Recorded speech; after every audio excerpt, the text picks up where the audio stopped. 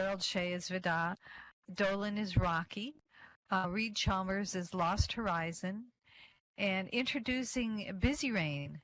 And he had given the part to either Grocky or Muswell Spark or himself, depending on who showed up, because Grocky hadn't been here for a couple weeks. Anyways, it's up to you guys, Grocky or Muswell Spark, who wants to do Busy Rain. And Muswell Spark, did you have another part of this in this story, or I can't remember if you're going to be coming in later. Do you remember what you were reading before? Well, yeah, I was doing Busy Rain, but if Rocky wants to do it, that's okay too. No, if you're doing it, you're doing it. That's cool. Okay, I didn't remember that we had started that. Okay. So, Muswell Spark, you're on. And then he had a note, word for the day, exiguous, means small, scantily, or scaly. I can't read that. Anyways, I guess it's used in this part of the story, and so he was just pointing that out. So, I hope everyone's assembled, and let's see. Where are we starting, Marvette? Well, it looks like it's page 156 of the story. I'm not sure what the PDF is, but it's let's see. Bottom of 162. Okay, yeah, it's at the bottom. Yeah, it says let's see, not all that did. So we have several PDFs. Sorry. Okay. Not sure. Let's see. Shea is talking to probably Dolan, because he was talking about the Druids' method for doing magic, and those priests of the Durga magic they have. Oh yeah, I think it's Dolan saying, "Oh, they're just meager." No, we're farther along than that. I think we're the place that's marked is the bottom of 162. It's the line. It proved to be a long-eared, pot-bellied imp. Looks like the beginning line. Okay, do you want me to start chapter there? 8? Are we in on chapter page 8? 162? Yeah, chapter 8. Okay. Well, oh, so that must have been okay. So we read that part, and that's where we had stopped. That's what this PDF I had, or what I had. It showed where we stopped was at the bottom of 162. So we've read all that already. Yeah. Yeah. Okay. Well, then let's see. So where are we at? Let's see. So Okay, there were noises during the night. Right. Okay. There were noises during the. You ready to start? I am. All right. I'm raring to start. Everybody else ready? Yep. Great. There were noises during the night. Neither slept well till toward morning. When they rose, someone was tapping at their door. It proved to be a long-eared, pot-bellied imp who handed them a sheaf of parchment, grinned, and sped off down the corridor. Shea and Chalmers read, "The Enchanters' Chapter will meet in council this day in the great hall of Castle Busy-Rain." I know that what Bill had in mind was for Vidad and I to read that alternately, but actually, okay. you know what's funny about I see that? it has markings, but I just didn't know what to do. Go, take it away. I didn't even see Bill's notation, and I had the exact same thought that it'd be fun to alternate. Go ahead. Hold on, I got to see what Bill's notation was because I haven't actually. He has you beginning, you begin, and then I follow. Okay, I see. Ye Enchanters' Chapter will meet in council this day in ye great hall of Castle Busy-Rain. Archmage, Maester Magician, Busy-Rain. Vice Regent, M.M. Dolan.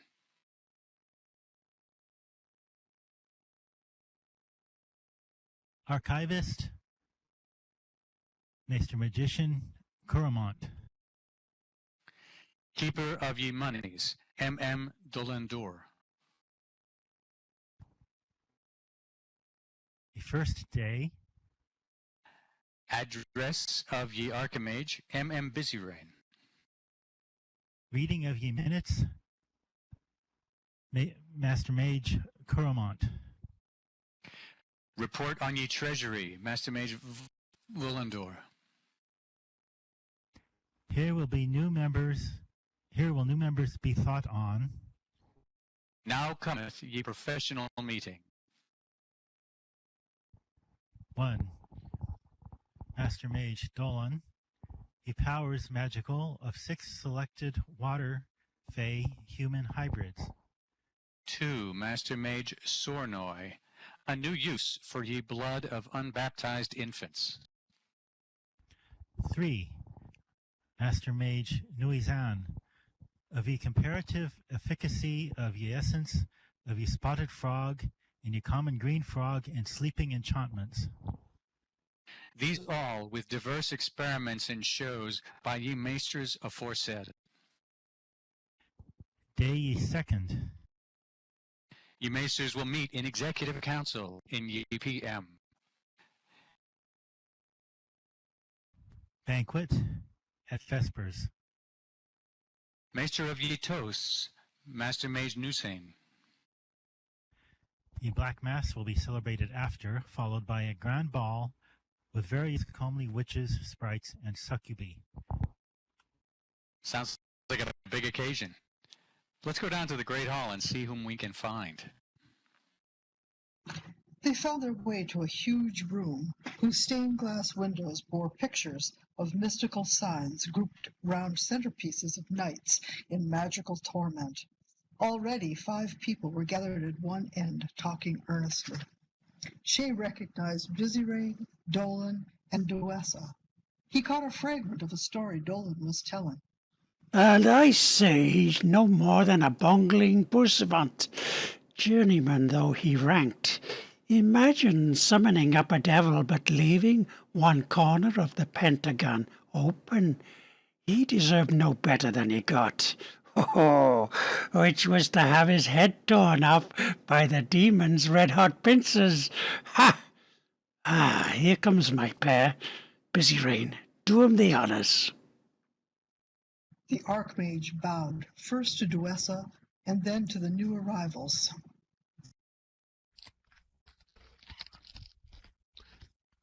We are highly favored to present Master Reed Chalmers, who has applied for elevation to the honorable state of mastership in our chapter. He is most expert in the production of singular monsters, also a man full of ideas for the benefit of our order. Also his apprentice, Harold Deshay. Was there a slight change in the voice on that last sentence? Shay could not be sure, and Duessa was curtsying, pronouncing in a fine contralto.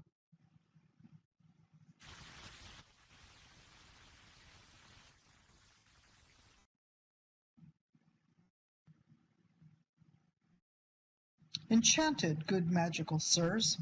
With that red hair, she was certainly a beauty when she wanted to be gracious. If only... Plop! A bare-necked vulture flopped through the window and lit beside them, then changed into a hook-nosed man with a long monk's outfit. The good Frippon!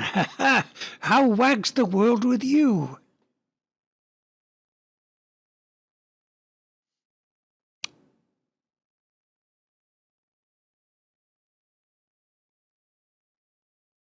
By your leave, not well.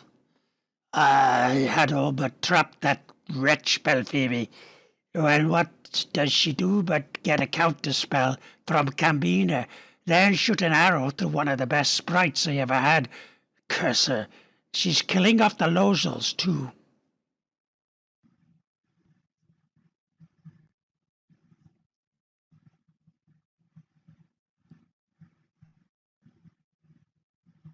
Who's Duessa? Art Lancia.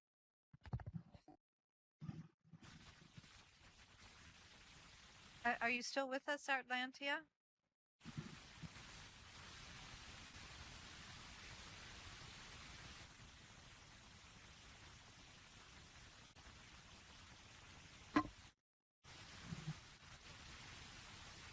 We're not hearing you. Are you hearing me? Hello? Yeah, now we are. Oh, there you are. Just hearing static sorry. before. Something happened to my sound. I don't know what it was quite. Well, 'cause it I is did- improved. So whatever happened is good because now it's much better. Okay, great. Sorry, where are we? I live for the day. Halfway down the page 164, I live for the day. Okay, yeah, I got it.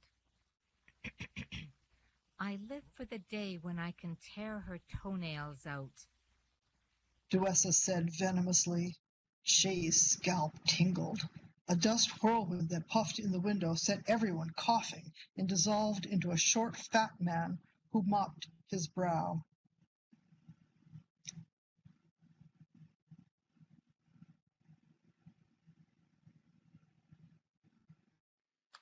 Okay. Phew, he said. Fatiguing. Still, it's better than walking for a man of my figure. I hope you have an ample lunch, Busy Rain. Always thinking of my belly. That's me, Roulandour, at your service. Ah, fair Duessa. And the good Frippon. Still cheating the gravedigger, my gloomy friend. He poked Frippon's ribs. Now magicians began to pour into the hall, by window and door, so many of them Shay could not keep up with their names. The trumpets for the midday meal found him vainly trying to catch up, and also separated him from Chalmers, who was taken in tow to sit at the master's table. Shay found himself next to a fuzzy-haired youth, who said shyly, Hey, Jennifer. I see you're late. Huh? But it. before it occurred to him that no useful purpose would be served by disillusioning these people about the epee. He produced it and handed it over. The fuzzy young man waved it over the table, making noises of approval. I feel no sudden access of strength. This is very subtle. Or perhaps it is one you use on yourself. No, that could not be, for Cambina's magic prevented the use of such spells at the tournament.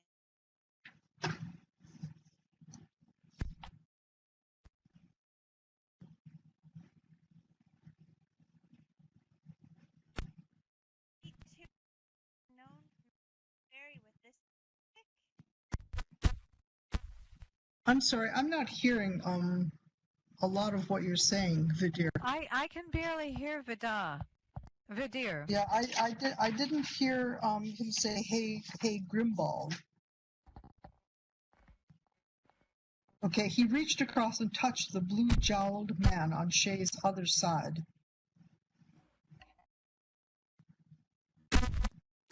He beat two of those renowned knights of fairy with this toothpick.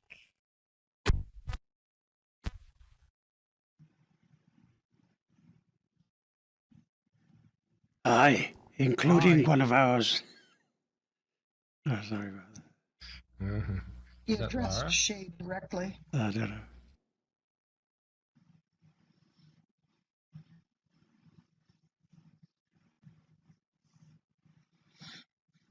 Knew you not that Blandamore and Paradel, though they wear the fairy livery, are in the service of this chapter? Nay, you're not a member. How could you? But we're both in the future. That explained a lot, thought Shay.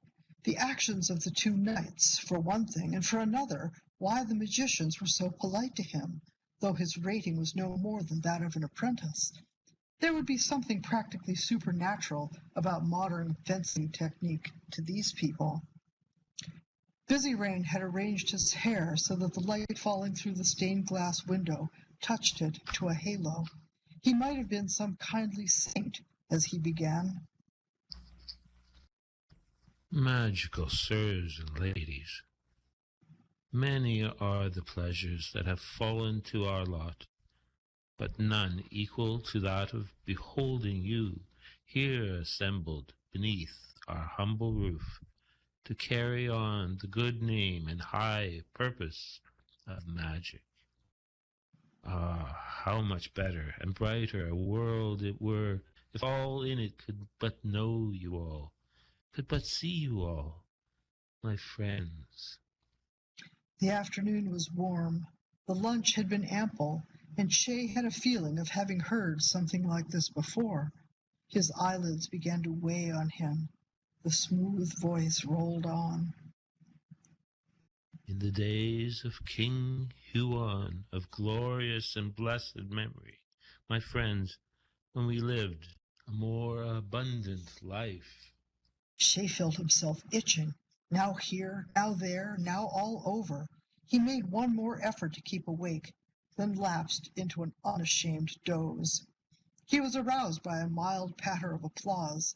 Busyrain's place was taken by the keeper of the archives, Kuramot, a thin-lipped, bloodless-looking man who hardly moved his mouth as he read. At the Council of the Enchanters, chapter on August 1st, following the address of our beloved Archmage, 6 members were advanced in grade from apprentice to journeyman, and 1 journeyman member, to wit, the esteemed Surnoi, was advanced to the full rank of Master Magician. It was furthermore decided to raise the annual dues from 7.5 to 10 Elfers. Papers were read at the professional session by Masters Magicians Malvignon and Dinefero, with various works of magical prowess in illustration, and it's furthermore resolved in the executive session to empower a special committee for drastic action against certain representatives of the old order whose activities have become threatening, to wit, the Knights Sir Campbell and Belle Phoebe of the Woods, and the Princess Britomart, the Knights of the Chapter Blandemore and Paradel, were accordingly. Shay came wide awake, but there were no details. Busyrain merely asked if it were moved and seconded that the minute be accepted. They were. Vandalore's fat face shone greasily in the heat as he droned off figures and urged members to pay their dues on time. What could those plans for drastic action have been? Presumably the late Malvignon had tried one of them when he got Belle Phoebe's arrow through him. But what else? His attention was snapped back by Busybrain's use of his name. Propose that the magicians Reed de Chalmers and Harold de Shay be admitted with the ranks of Master Magician and Apprentice. If these gentlemen will kindly leave the room. Outside, Shay said softly, Did you hear what they said about Belle Phoebe? You know, I just see that it's after 6, and I think we need to quit. And this is a good cliffhanger. I see. Yeah, I was going to say the break in the pages is a cliffhanger. Yeah. So I'm just sorry. two more lines. Yeah. Oh. Well, they just left the room, and he wants to know what they said. I think that's a good one. I'm in favor of that. So, thank you all, and hopefully Myra will be back.